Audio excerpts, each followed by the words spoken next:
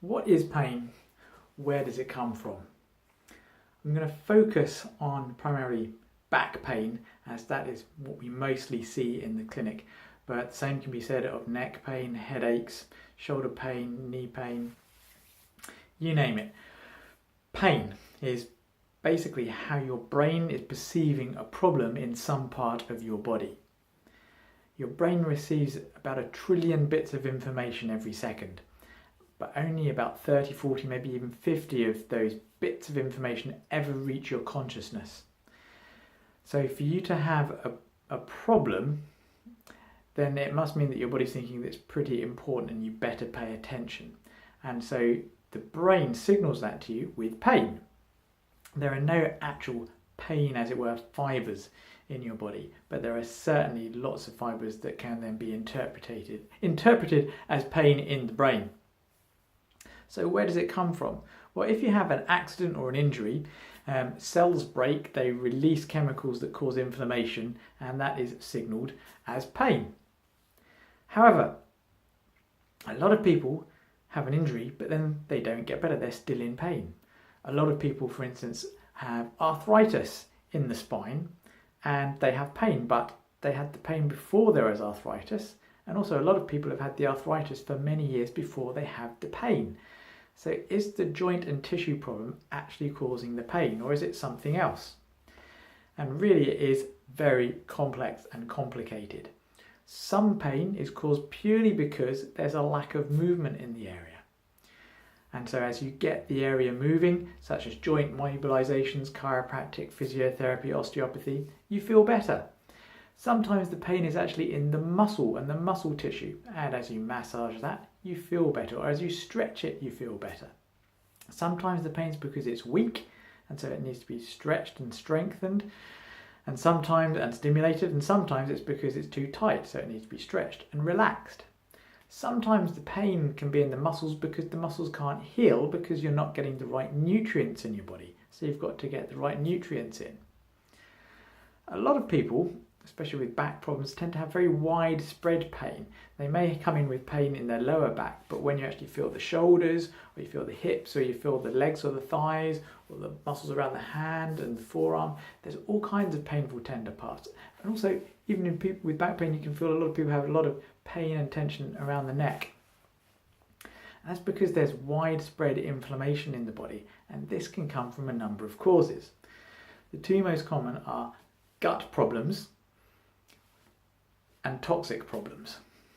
Now, most people, everyone should have a lot of good friendly bacteria living in the gut, and their gut should actually be a nice place for those friendly bacteria. But the more hostile the environment of your gut is for the good bacteria, the more it attracts bad bacteria and bad yeasts and funguses, which can spread throughout the body and cause inflammation and pain. In fact, most widespread pain, I think, is related to some issue happening in the gut. So it's very important to get your gut under control if you have a lot of pain. And one way that suggests that you've got more metabolic pain than physical pain is that if the side of your thighs are really, really tender upon pressure along the whole length of them.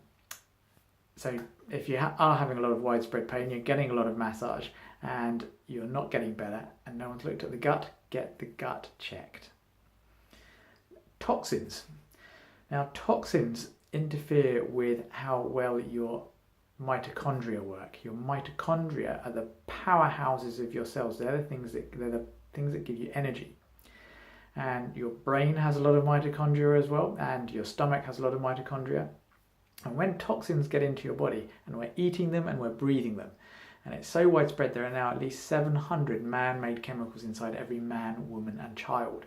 I repeat this message a lot because it's so important to do something active to get rid of them, because our detoxification pathways are so strained and overloaded that nearly everyone needs to do extra stuff other than just eating healthily to get rid of these toxins. You need to take proactive approaches twice a year to detoxing with a detox that actually works. So as these toxins attack the mitochondria, the cells start dying. As they die, they create lots of inflammation.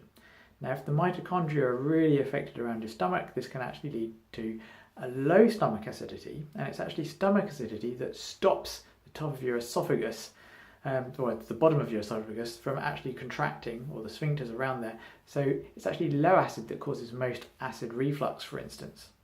And it's because you're toxic, for instance. So you get rid of the toxicity and suddenly your heartburn goes away. Now the brain, it cannot feel pain as such. It's the one that interprets pain. But when it's inflamed and full of toxins, it can exhibit all kinds of other behaviours and problems. So if you have mental issues, mental problems, or a lot of stress and strain, then very often it's because your brain is under a lot of stress and strain, and it's inflamed and it needs to be calmed down. Now, getting back to back pain. For instance, let's say someone comes in and they have been diagnosed with something like sciatica. Okay, now most sciatica is caused by some kind of nerve root irritation, often because of a disc problem in the lower back. And you do something to relieve the disc pain and the problem can ease, but then you've got to make sure that the muscles are built up, that the nutrition is there to actually rebuild the disc again.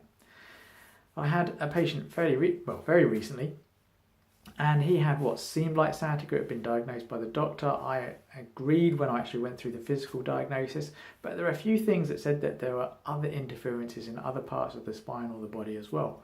He had a number of other symptoms and problems going on.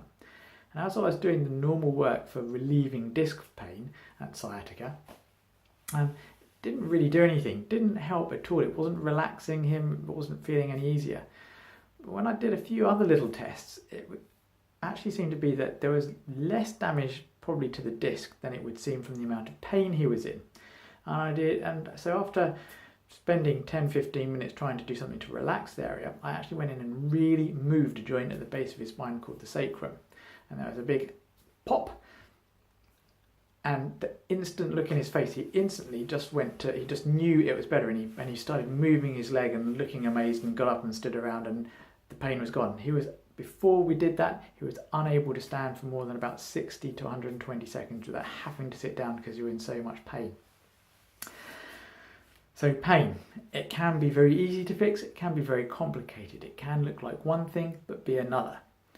The only way to really know is to go to someone who's actually prepared to look at all of these different things and try and figure out what's the main one in you and then fix it. If you would like us to help you, then by all means give us a call at the clinic on 01707 662 704. Or if you're far away, we can actually do functional assessments, nutritional and stress assessments, and analyse you that way via Skype, over the phone, etc. And we can help you no matter where you are and direct you to who you need to see. Be well.